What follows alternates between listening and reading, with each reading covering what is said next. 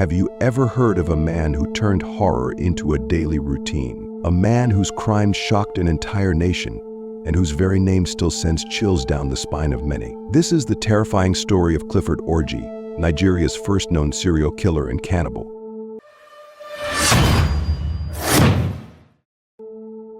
Clifford Orji was born in Enugu State, southeastern Nigeria, but moved to Lagos, where his reign of terror began. He appeared like an ordinary man selling razor blades, but beneath this facade was a darker reality. Orji claimed to be a shaman, often feigning insanity to keep people away from his hideout under the bridge at Oshodi-Isolo, Lagos.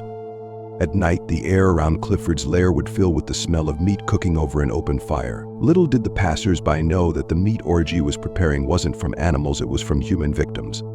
February 3rd, 1999.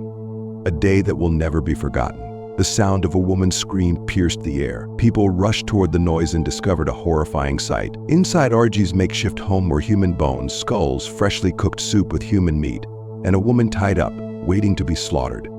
The crowd gave chase, and when Orji was caught, they demolished his shack. That's when the true horror was unveiled. In addition to human remains, they found checks worth N80,000 and a mobile phone, an item only the wealthy possessed at the time. His accomplice, Tahiru Aliyu, lived nearby, and his shack revealed a gruesome 4-meter pit used to store victims before their gruesome fate. Orji told the police that he would kidnap women, entrance them by blowing on their foreheads, and lead them to his lair where he would assault, slaughter, and roast them. According to Orji, he had accomplices who would take parts of the victims for themselves, leaving him to wait for the next meal. This led to speculation that Orji and his accomplices were involved in a black market trade of human parts, used in religious and medicinal rituals.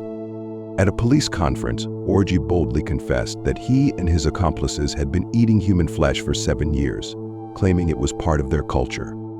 On December 7th, 2000, Clifford Orji was remanded in Kirikiri Prison, Lagos, where he would spend 12 years without trial. His mental health deteriorated, and he was deemed too insane to face justice. On August 17, 2012, Orji died in prison at the age of 46. His death was later ruled to be from natural causes, but the scars he left on Nigeria's collective memory remain.